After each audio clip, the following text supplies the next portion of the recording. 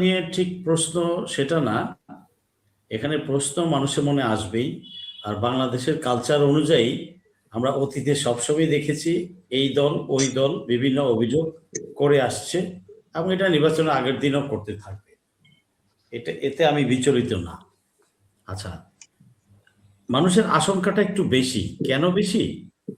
কারণ হাসিনার আমলের যেই লোকগুলা ছিল 99.99% ওই লোকগুলোই তো চেয়ারে বসা সব জায়গায়, সব সেক্টরে।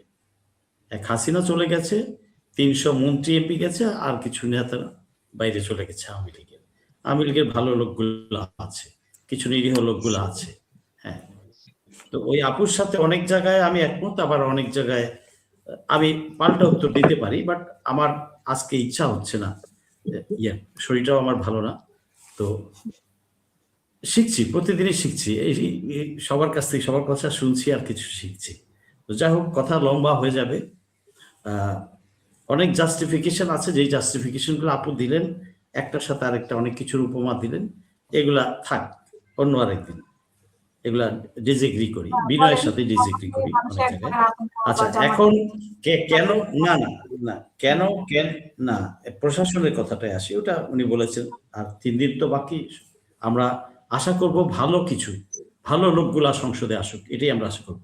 এখন কেন মানুষের সংখ্যাটা কারণ ওইটাই, ওই যে 99% আগের লোকগুলাই রয়ে গেছে প্রশাসন। কারণ শুরুতেই মানুষ ইসির ডাবল স্ট্যান্ডার্ডটা দেখেছে, ইসির ডাবল স্ট্যান্ডার্ড দেখেছে।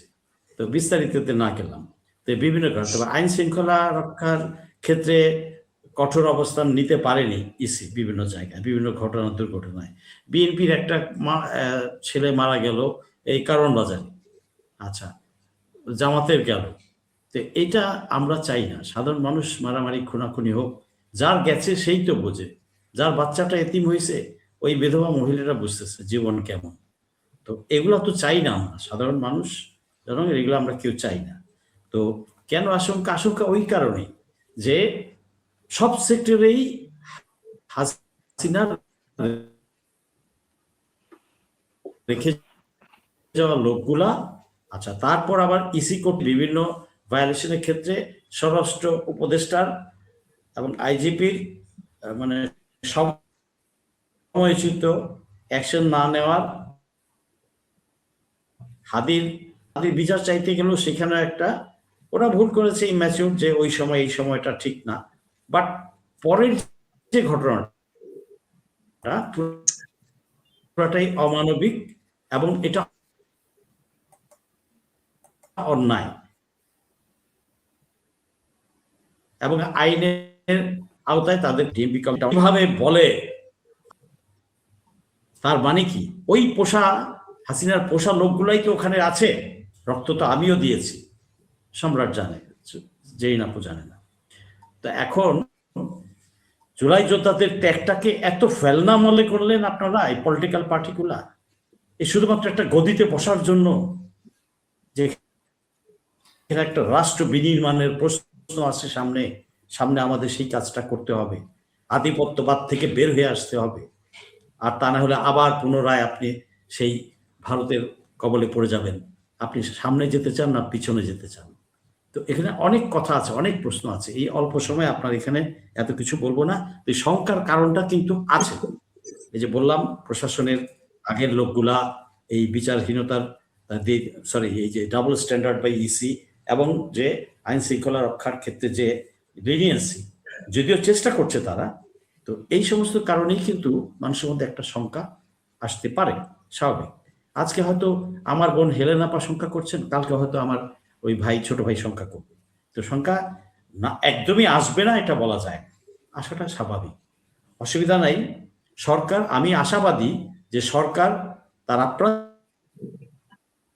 চেষ্টা করবে, ডক্টর ইউনূস আপ্রাণ চেষ্টা করবেন একটা ফ্রি, ফেয়ার, অবাধ, নিরপেক্ষ নির্বাচন উপহার দেওয়ার। শুধু সরকারের দায়িত্ব না, মনে রাখতে হবে দেশটা আমাদের সকলের।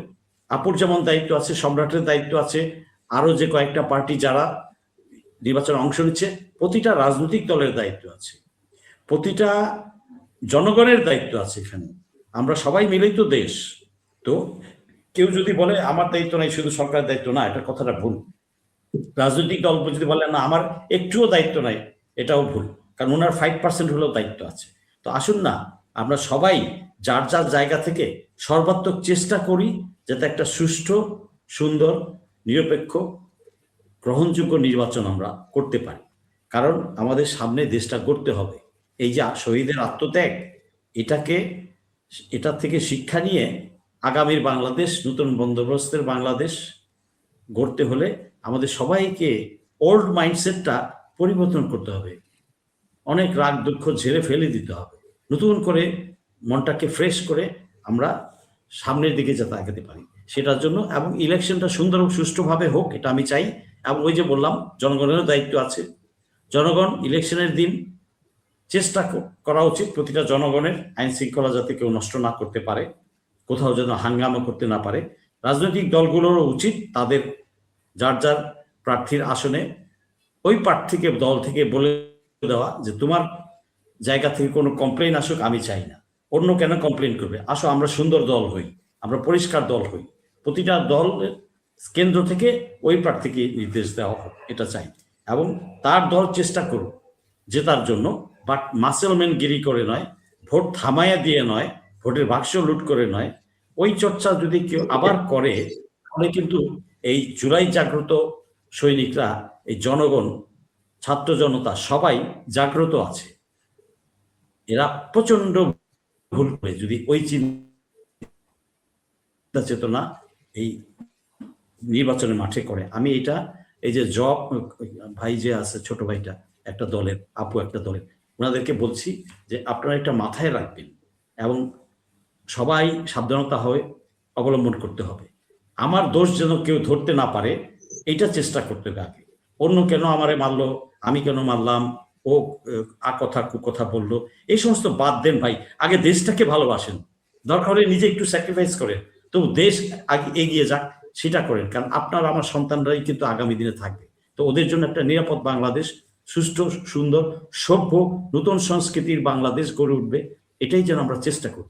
হানাহানি, মারামারি, তর্কাতর্কি, এই যুক্তি ওই যুক্তি, পাল্টা যুক্তি, এগুলো বাদ দেন না ভাই, বাদ দেন। আমি চাইলে আপুকে কমপক্ষে 15টা পয়েন্টে আমি তর্ক করতে পারতাম, কিন্তু আমি করবো না। আমি তো বলেছি আমি করবো না। উনার মত দিছে, উনার মতামত আমি শ্রদ্ধা করি, ওনার মতামত, ছোট ভাই মত দিছে শ্রদ্ধা করি।